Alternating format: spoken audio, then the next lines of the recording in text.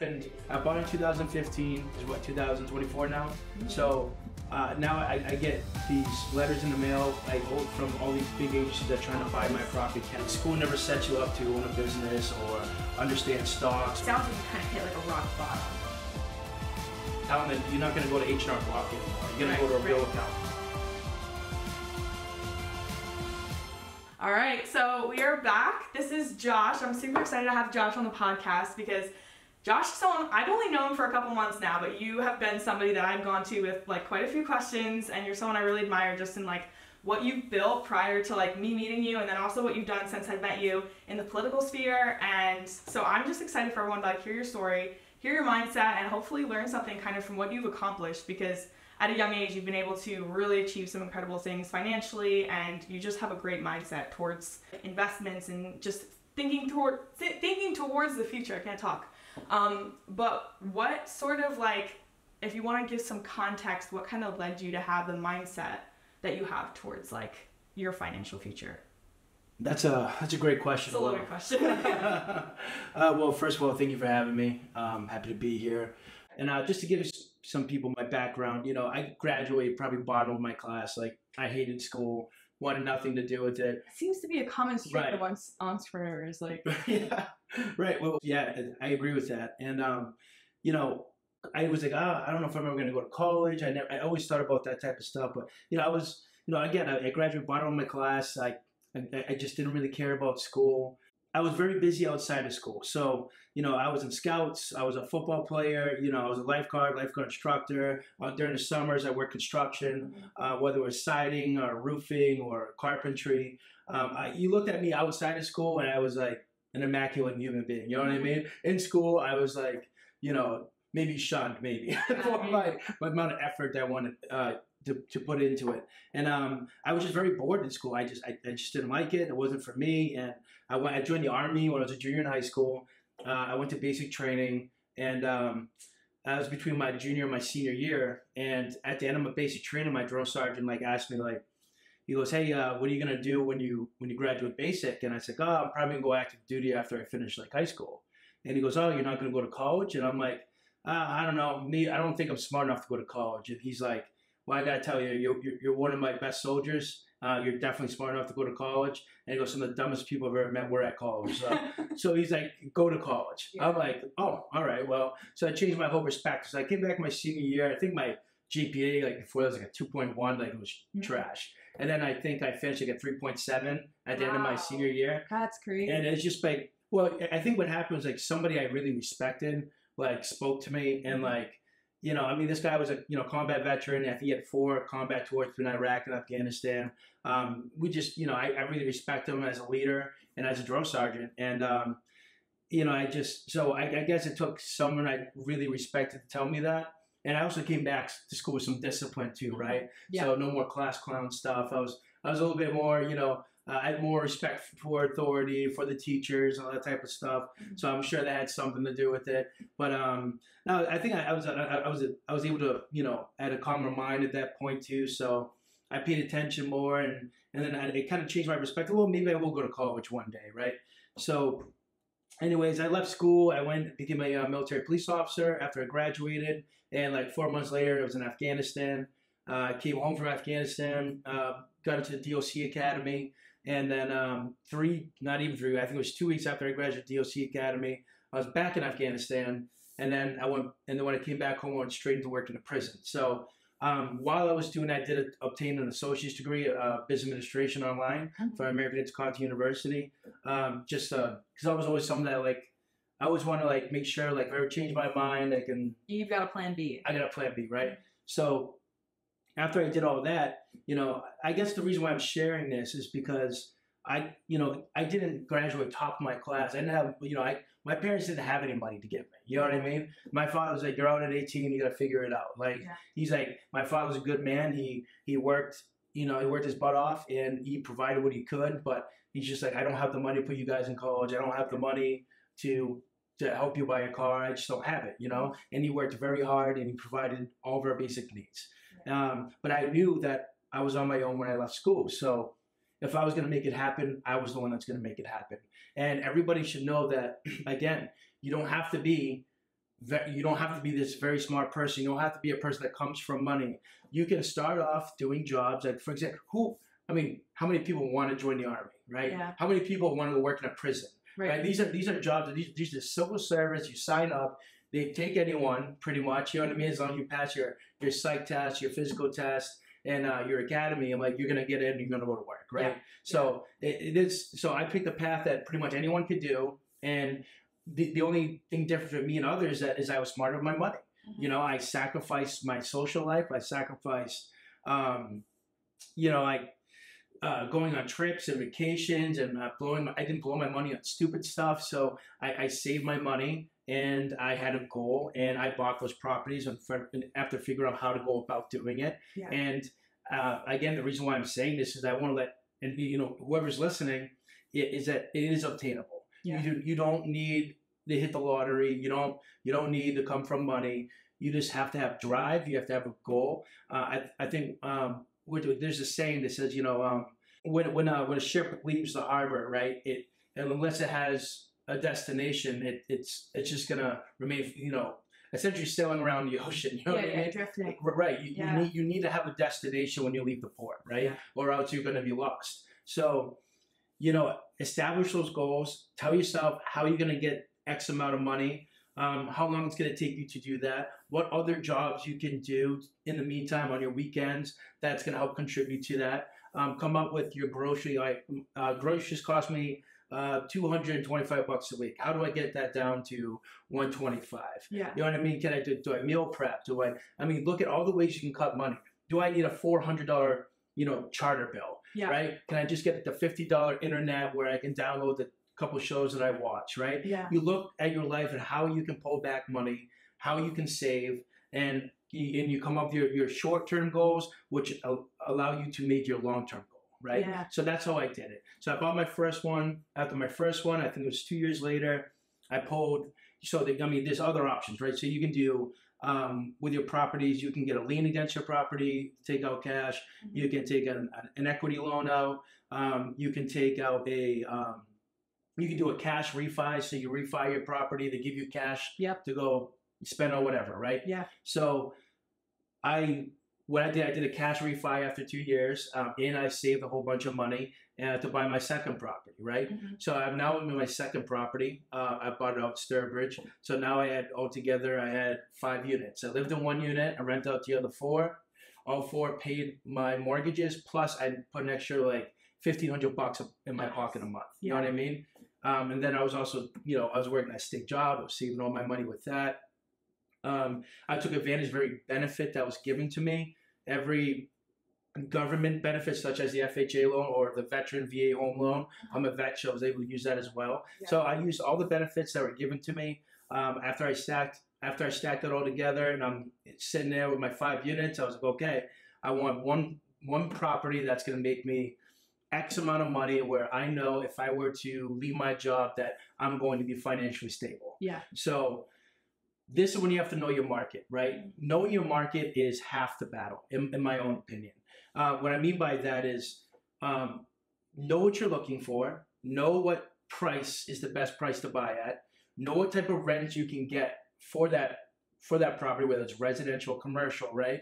And once you establish how much money you need to put down, what type of property you're looking for, then you start looking through your MLS. You start working with your realtor, and make sure you don't work with any other realtor. Work with a realtor that knows what you're trying to do and has done it before, right? How do you find that? So I think for me, I asked my accountant, who owned 10 properties herself. Mm. So I'm like, well, how do you, so she talk to someone that's done it. Talk to someone who's done it, exactly. So the people that are hungry out there know the other people who are hungry. You just kind of gravitate to those type of people.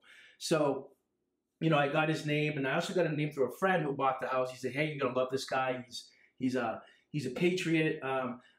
His name is Keith. He became one of my good friends. I consider him my brother now. He's very good at what he does. He's a big Second Amendment guy. He's like this guy. He's just like you, man. If you're gonna buy a property, go through this guy. I've also heard other people drop his name too. That that he's good at what he does. Mm-hmm. So I worked with him. So once you get someone that understands the game and knows what you're looking for, they're gonna know how to look for that diamond in the rough, right? Because a lot of people, they go out there and they're like, oh no, like a 3-family, wish is 500,000. It's like, well, yeah, like if you want one that's completely redone and immaculate on the inside and out, you're gonna pay 500 grand, right? But you can find one for 320, 350. That's a fixer upper. So you take out a loan, you either hire a construction guy to do all the fixes for you, or you do it yourself, or you find someone that's like trying to build a name for themselves to try to start out the construction business. Like, hey, I'll let you just part of your portfolio. Will you work on this, do these projects, and it will allow them to work on their carpentry skills or their maintenance skills, whatever. And and they can go in there and do the work cheaper than you would be for a contractor or something else. And then so we call that flipping, or you build it up to where you can rent it out to others, and then you hold your property, right? So there's tons of different ways you can go about it. Research all those ways. There's books on them all. And again, study your market, because you're always going to find a diamond in the rough.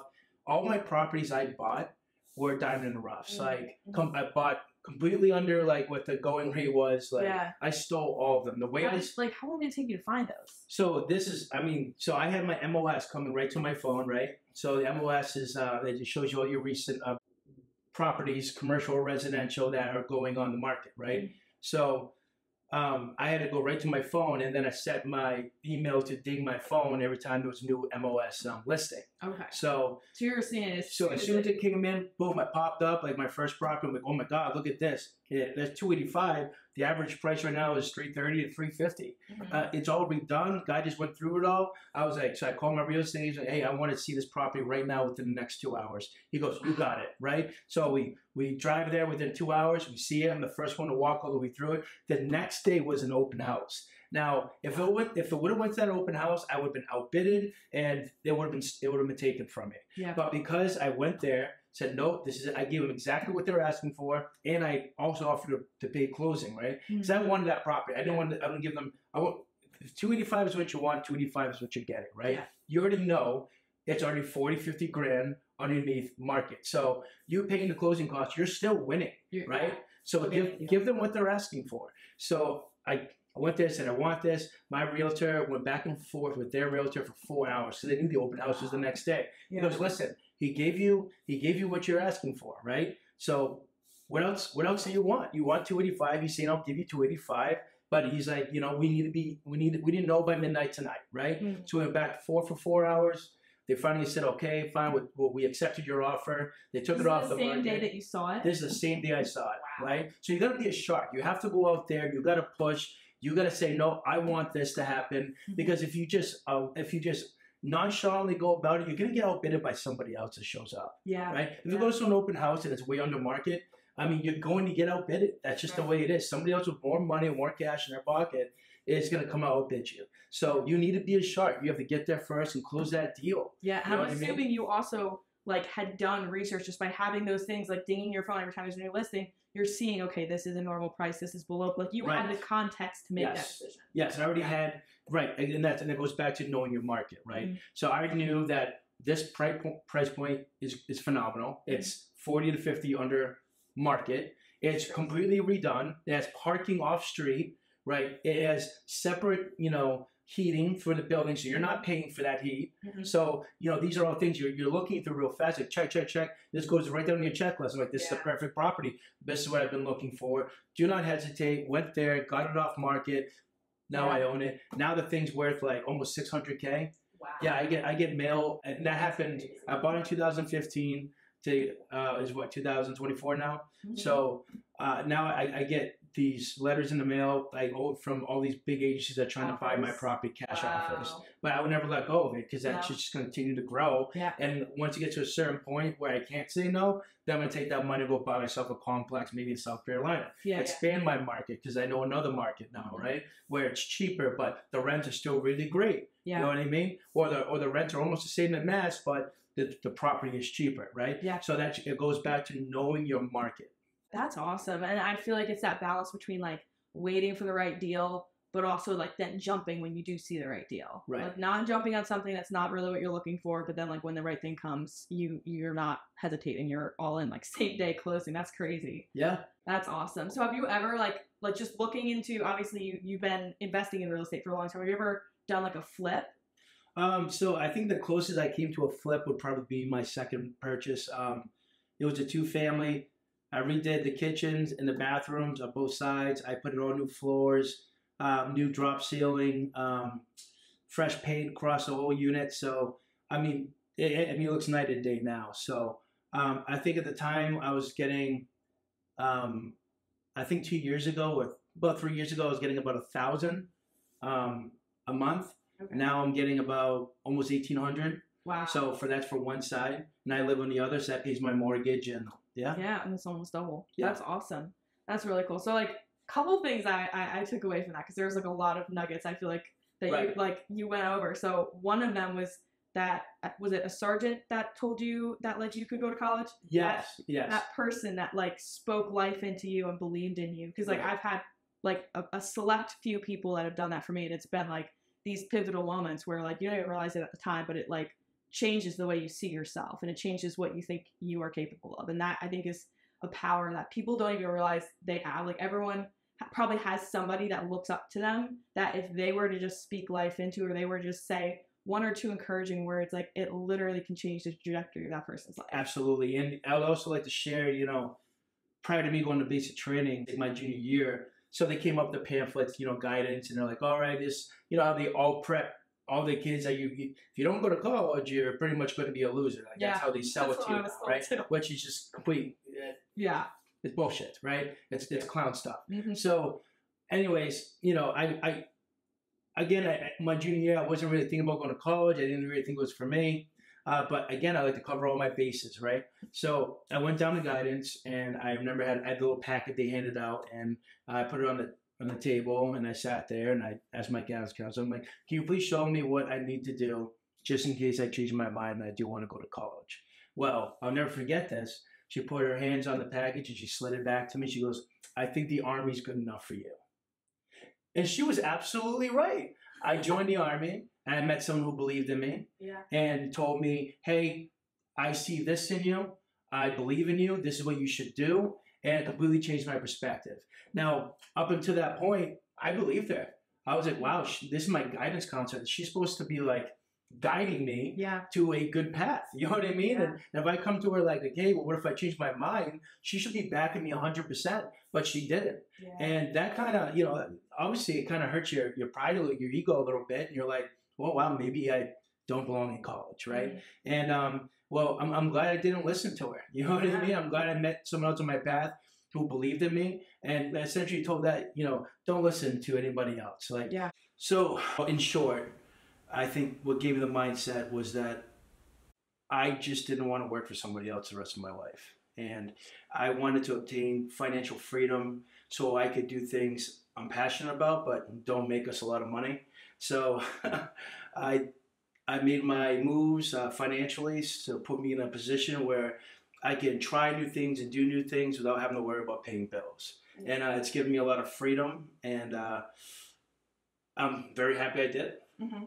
I love that. So, like, because you work for Turning Point USA now. So, working a job but being financially free to the point where you could walk away at any point, like, does it feel different to, like, work a job now? Oh, absolutely. It gives you all the power, right? Mm-hmm. So, if you're not treated right, if you don't like where you're working, if you don't agree with what's going on, or you want to try something different, it's so much easier to walk away. So it kind of gives you all the power. Yeah. And I like having the power in my court. Mm-hmm. I feel like a lot of people.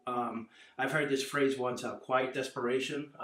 Yeah. Right. So I've heard that word thrown around, and that really stuck with me, especially when I was working in the prisons. Mm-hmm. And a lot of people had families, or they were divorced, and they made a lot of money for what they did. So they couldn't just leave and go do something else. Yeah. So, also in like trying to, nothing relates to corrections. So what are you going to go do with a corrections experience in the real world? It's, unless you become a police officer and get into another law enforcement agency, it's a stepping stone to go into one of those other places. And you don't just get hired. You have to go through an academy, a process. So you can't just leave the DOC. So I saw a lot of my friends, they were stuck. They were unable to leave. And I was also stuck myself. And I did not want that. So I made the steps I needed to do to secure my financial independence. Yeah. What was the first step for that for you? So I think a lot of it had to do with a mentality change. And it was also, things in my life, the way it happened, kind of just woke me up to a different path. And I was on a path of because we all go to high school, we all graduate from high school, and it's like either college or military, right? And it was be a good worker, right? Like school never sets you up to own a business or understand stocks or in real estate or investing. So we all get caught up in just get a job and get a 401k and let somebody else do it. Once you figure out that if you can, if you put that power in your own court, you can make so much more money. If you trust yourself, and there's so much education out there, even online courses or just books you can read that teach you about investing and especially in real estate or stocks and now crypto, which is something I'm also involved in now. But so what made me change my mind? So funny, I kind of went through a breakup, right? And I was just like, I went through that, and then I went through, at the same time, I got injured in the Massachusetts State Police Academy. So I got medically disqualified, and then I also couldn't go back to work for corrections for a year because there was a hiring freeze. So I was stuck swinging a hammer again for like $10 an hour and under the table, and it just made me think about like my life and my options. Kind of like I won't say an epitome, but like just kind of like a change of thinking. So I guess I had more time to think about things and how I wanted to go about them. And I think what happened to me was I was kind of disappointed from like how I was like treated by agencies I've sacrificed so much for, and that really just like it irked me in a way where I was just like, you know what, I need to put the power in my court, because obviously it doesn't matter how much of a good worker you are if they just don't want you or want to give you a hard time getting your job back or whatever the case is. It's just not optimal. It just isn't. So my brother, growing up, he was a real estate agent. He was getting into properties. So, and when I joined the Army, I remember one of my sergeants, he asked me, he goes, hey kid, what are you going to do when you get back from Afghanistan with your money, right? Not that we make a lot of money, but it's, come back like 25, 30 grand, you know what I mean? Because we have no bills while you're over there. So I'm like, Sarge, I don't know. And he said, well, don't come back home and spend it on a car or a girl. Like, go invest your money into real estate. Go that route. Go build yourself a little real estate empire.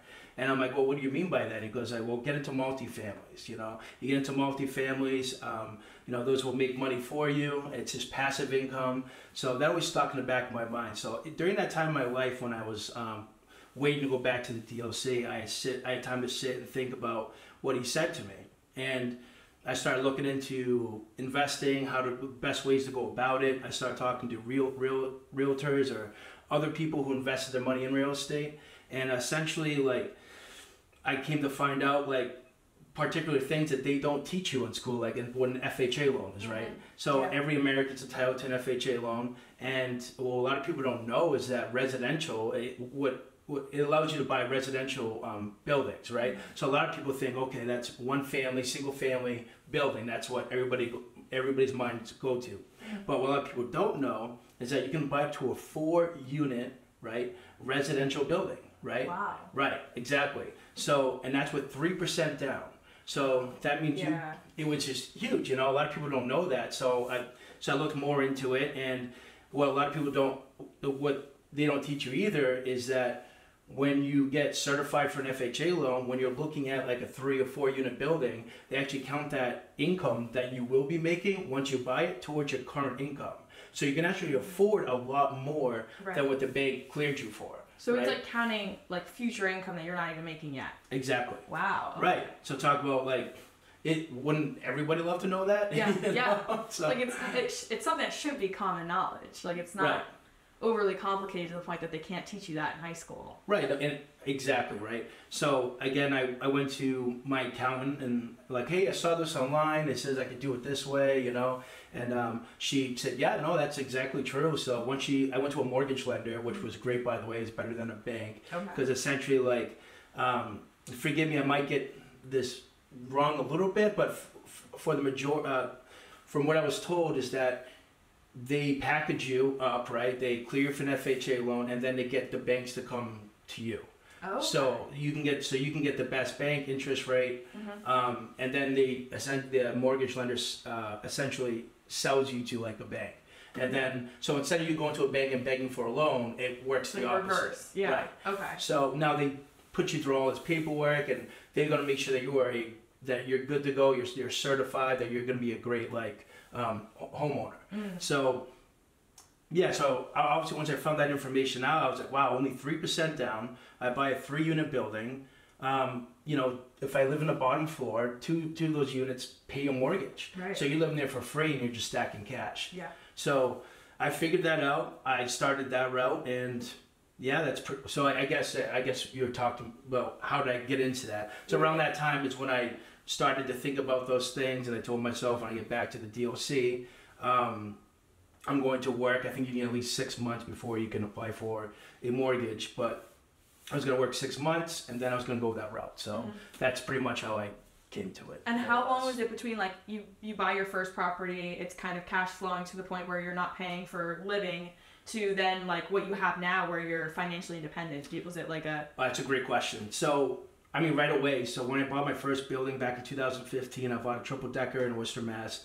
And that right away when I moved in, it was already paying my mortgage. So I went through a real estate agent who specializes in finding tenants. So they put your listing out there. They get the market rate. They do the background checks. They do the credit check. Wow. They do everything for you, and they say, hey, I think this person's gonna be great. Yay or nay. So usually you say, okay, I want to meet them. You meet them. You say yay, and yeah, they move in and they take care of the lease. The only thing the real estate agent charges you is the first month's rent. Okay. Now it's different from realtor to realtor, but she only charged me the first month's rent, and then I had that tenant. So yeah. And do not all realtors do that, like that whole process for you? Right. So some realtors, again, it's like anything else in life, right? You can have some that are better than others, that are more, they do the work more in depth in terms of like researching their clients or the process. But essentially, it's more or less the same across the board. Some want like a fee, they want first month's rent, then a fee, or just the first month's rent, or first and last they may want. It all depends on what realtor you get, but if you have a good realtor, it's usually just like your first month's rent. Yeah. And then the rest goes to you. Cool. Like one thing that I've heard that kind of like made me hesitant to get into real estate, I was listening to somebody and they were kind of generalizing like the entire market of real estate investors, and they were talking about like the expenses and kind of just like, I guess a lot of young people look at real estate as like, that's the path to millionaire, and like I'm gonna take off and be successful immediately. So I guess they were trying to like just bring them down to earth for a second and like give them, you know, some of the issues that they're gonna have to encounter. But it was kind of discouraging because they were like laying out the expenses, and it was like you got your property management, you've got all the issues they were listing out that like most tenants cause. They were listing out just like all the different maintenance things, and like I think they broke it down to just being like a couple $100s a month on whatever apartment they were analyzing. It was like $100 or $200, and I was like, there's no way, like all that time investment. Like, do you like what would you say, is that like an accurate depiction, or is it just about being smart with who you're outsourcing those things to?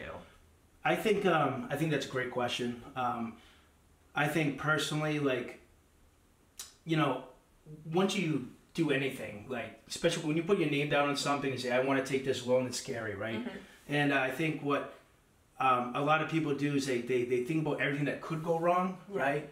Instead of like other things that also could go right. What I did for myself, which really helped me, was that I knew I was gonna have to take it in waves, right? Like, yes, you're gonna have a fridge that dies, you know, you're gonna have a roof leak. Like these things are going to happen, right? But it happens, you know, you take them in waves. You can't think about it like everything going wrong at once. You know what I mean? It's like things are going to go wrong. Like for example, like you could have 6 months, absolutely nothing, rent's great, everything's being paid, and then all of a sudden you can get 1 month where you get like 3 things. But that 3 things might average you like $1,500 to fix altogether, if you can't do the work yourself. You know what I mean? Right. And when you got to remind yourself that when you go FHA, your house, your building has to pass a house inspection, it has to be up to code. So all these things are, you're buying something that's already healthy and ready to move in. So chances of a lot of things going wrong are very minimal. Slim, right? And once you start this path, you know, what I was told, if you want to grow, right, especially with real estate, you're going to have a circle that grows with you, right? So you're going to have a realtor that you buy your properties with. You're going to have another realtor that finds your renters. You're going to have an accountant that tells you how to, okay, that's going to be a write-off, this is going to be a write-off, I'm going to save you this money, I'm going to depreciate this over so many years, right? You're going to get an accountant, you're not going to go to H&R Block anymore. You're going to go to a real accountant, right? And then you're going to find your maintenance guy. You're going to find a guy that that's a handyman, right? And you build a good relation with them. You know, you pay them cash. You know what I mean? You work with people, and you're always loyal to certain people. You always call that same person, and you have a conversation like, hey, listen, like I just bought this building. I don't know maintenance, right? I don't know how to fix a thing. Let's just say like you went to school and you made the mistake of getting a gender studies degree, right?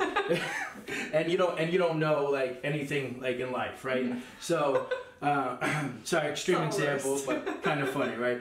But the thing is you're gonna talk to that maintenance guy and you're just honest, like, hey, listen, I'm gonna come to you, I'm gonna pay you cash as long as you pay me fair, and it's it's fair for both of us. Right. And but every time there's an issue, I'm always going to call you. So he's going to give you a deal because he knows he's going to get work from you for the next 20 years. You know what I mean? So he's going to treat you good, you're going to treat them good, and now you have a guy on your phone that anytime something goes wrong or you're not home, like you're on vacation or something, you can call that person and be like, hey, I have this issue, and they'll take care of it for you. So, as the more properties you get, the more, again, your circle grows. And you can't grow without people. You need people to be successful, in a capitalist state or any type of economic system, right? You need people to grow. Yeah, it sounds like it's like all about the relationships that you're able to build and like the network. Right. I know a lady who does Airbnb. She like does the cleaning and like set up. She'll like design them before new guests come. So she comes in between each stay. And that's the thing, like if she has an Airbnb host that's like, I will, work with you every time I have a guest, she'll give them a discount. So that makes sense because it's like in that field, it's hard to have steady work if you don't have those relationships. And you don't have like that network of people. You're like, okay, this month, how am I going to pay my bills? That's kind of scary. But one thing I wanted to go back on was like the beginning of your story, kind of when you had that mindset shift and you're talking about like you just sort of realized like you didn't want to do the same thing your whole life. You wanted to have some autonomy over your finances. Right. Like, so you kind of like, it sounds like you kind of hit like a rock bottom. And I think a lot of people depict like in like trying to be successful now, like, oh, you can't be successful if you're starting from nothing, or you need to have like this and that to be able to build something. Would you say that that's not true then? I would say that's true. I mean, at least it was for me, right? And sometimes you got to hit rock bottom to like just have certain realizations throughout life, right? Like we go through these phases in our lives where you gain wisdom or you gain a different perspective. You see things from a position where it's that's a better route, or you get yourself outside the rat race, right? Instead of chasing that carrot, it's like how do I become the guy holding the stick? Right. You know what I mean? Right. So, get on the other side of the game. Exactly, and at the end of the day, you're the one or two things in this life. You're either you're either what do they call them, W-2s, workers, or you're the owner. Like that's it. Like so, it's either you're an owner or you work for somebody else who owns a business. So, right. And I remember going down my first apartment ever, and I remember just giving this fat check that to my landlord, right? And it was a big complex, right? It's the same nice lady. But I was going down, and like this rent check was like my whole entire paycheck bi-weekly that I'm giving away, and I'm just like, what am I doing? I'm renting this box, like Like, you know like, what I mean? I could be the one getting this I'm check. like, what's like, how is this person different from me? You know, how do they get in that seat? Like, what advantages do they have that I don't? You know what I mean? And then I just kind of change my perspective. I'm like, I'm all set with this. I'm tired of throwing my money away. Yeah. I want to be an owner. I want to take that step. And so, I mean, it's kind of a long time coming, I think, you know, just tossing all that money away. And you just, I got a 2-bedroom box for me and my cat. Like, it's okay, cool. So, so it's been in like the back of your mind for a while. Right, yeah. What was like, from buying your first property to now, what was like the time frame of that? All right, so, I mean, just to go further back, I just remember like riding my bike as a kid. Like, you know, I used to be a lifeguard and water safety instructor, and I used to ride my bike from one town to another town to go do that. And I remember just riding by all these buildings, and especially in the commercial areas, and I'm just like, man, what does it take to own one of those? Like, you know, so ever since I was a kid, I was always like, I was curious about that, and I always told myself I want to be somebody who owns something one day. You know what I mean? So I think it's always been in the back of my mind, and I never want to be a person that would just settle for some 9-to-5 and with being mortgage broke and begging to have my 2 weeks off, and don't have it during the summer because we're busy, you know. Right. It's just like, well, this is my life, and I want to live my life. And if I want to take a week off in July, I want to go do that. You know what I mean? And I mean, what are they doing for you at the end of the day besides providing a job? Yeah. You know what I mean? And at the end of the day, it's, you know, like I tell my friends who are leaving law enforcement, all that type of stuff, I tell them, like, it's just a job. It's a job. Yeah. You know what I mean? Like, I mean, we live in a very polarized time right now, especially for people in law enforcement, you know, the first response, and there's a lot of havoc they have to deal with, and you know, a lot of guys are just like, they have a hard time like letting go of something they took a lot of pride in, and at the end of the day, like I ask anybody, well, what's more important to you, your job or time with your family and with your friends? Like, do you live to work or do you work to live? Right. And these are all questions you have to ask yourself. And if you're in some job, whether it's policing or insurance, whatever, right? And you don't feel like you're being treated with respect and dignity, if you don't feel like your voice is being heard, leave. You know what I mean? And then, but obviously you have people, well, I have a family, I have this and that. And then I would say, well, build up your financial intelligence, buy stocks, you know, invest your own money, get into crypto, buy real estate, put yourself in a position where you can say, you know what, screw you, I'm good. And I can walk away. You know what I mean? And then even if like you don't leave your job, it stings less, like you were saying, like because you have the freedom to leave, and like you could if you want to.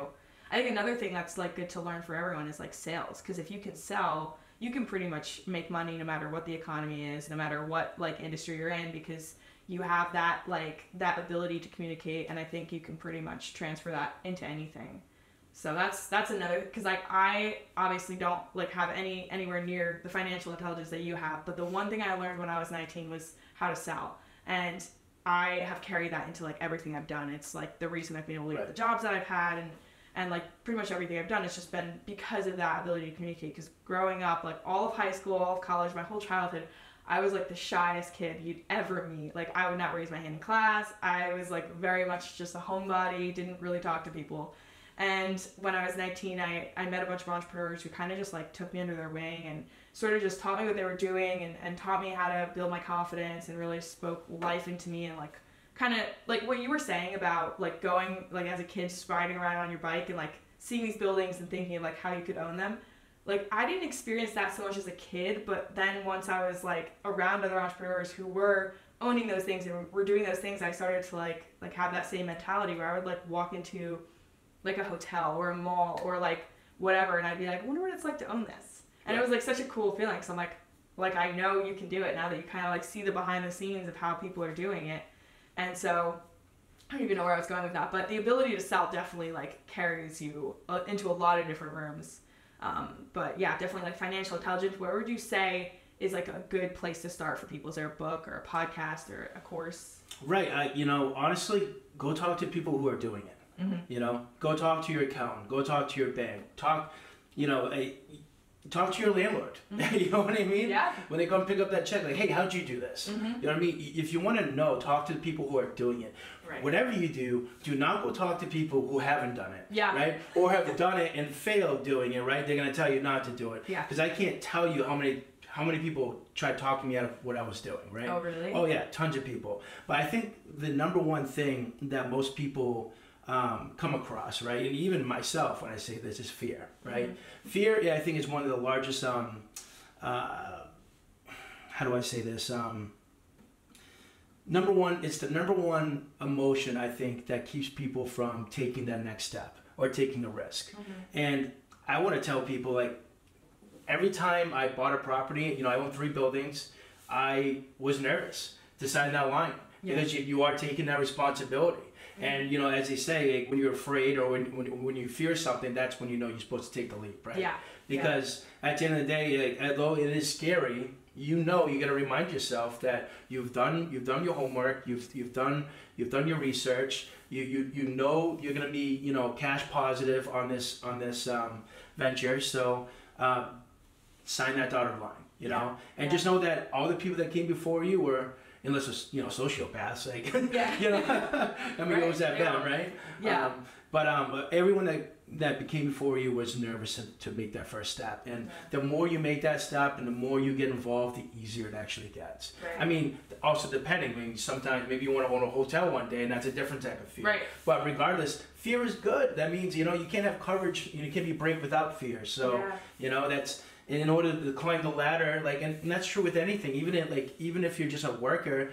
I know people that are afraid to take management. Like, they want management, they'll talk about all day they want management, but when push comes to shove, you know, well, did you send an email to get to sit down to get an interview to be management? Did you try? Did you do all the other things to make you stick out above everybody else? And what I find, a lot of people like to talk, but when it comes to, you know, I think a lot of people are afraid of failing in front of others. Yeah. And, you know, again, like, who isn't, right? Like, God knows I am. Yeah. But at the end of the day, if you don't take that shot, you're never going to know. And you have to look at everything as a learning process. I mean, even if you do fail, you don't get that promotion.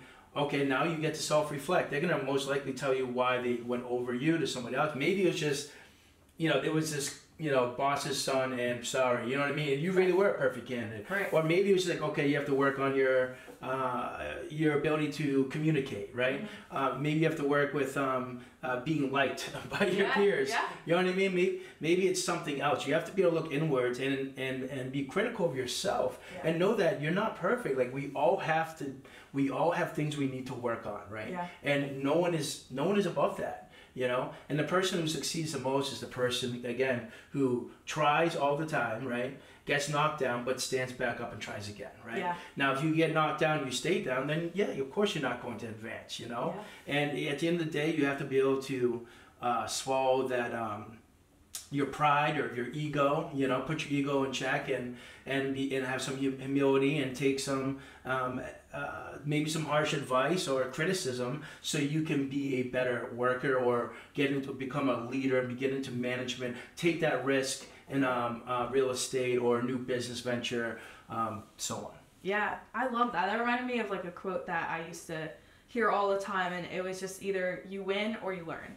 Like, you don't fail unless you stop. Like, if you give up, that's failure. But if you keep going, eventually you're going to make enough tweaks, make enough adjustments that you get it right that one time. Right. And there's this analogy that somebody gave of like optimists versus critics, because there's always more critics than there are optimists. Right. But the optimists are the ones that succeed. And the analogy was that like a son can bring home a girl, and every time he brings home a girl, his parents say, oh, she's not the one.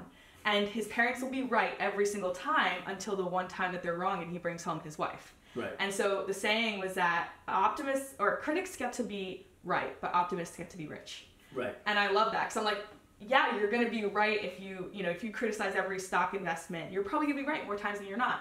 But that one time that you're not right and you miss out, like, it's really going to suck, because that's going to be the time that mattered. And so I think that's like a really great mentality. Even to like bring it to like a really small scale, like myself, like one thing that when I was like selling a ton and I was like doing affiliate marketing, I remember like I would just like stare at my phone. I'd be like about to make a sales call or whatever, and it'd be like I could text them or I could call them. And texting is super comfortable. Like, you know, the rejection via text, it doesn't really hurt. But on the phone, like it's a lot scarier. There's a lot more like you're gonna feel the judgment if they're judging you. Yes, Which usually they don't, but like you think they're gonna. And so that was like an analogy for me of like, okay, like usually the harder option is the better option. The one that's like a little scarier. Correct. Tends to be the better route. I agree with that wholeheartedly. Yes. Yeah. Yeah, and I don't think it's even like, I don't think people are even that scared of failure. I think they're scared of like kind of what we were saying with the judgment. Like it's not necessarily like failing, it's just failing in front of people. Yeah, and it also, I mean, how do I say it? I think a lot of people convince themselves that they're not going to be a millionaire, right? They're like, oh, that's like an irrational and a goal. I can't do that. I'm just gonna be I'm gonna make 55 grand a year. This is what I'm gonna be, and all that is too tough for me to obtain. Yeah. And the truth is, it's not. Yeah. Right. And I think sometimes people convince themselves that they're not going to be something before they even try, right. or are even willing to put in the effort to try. So, right.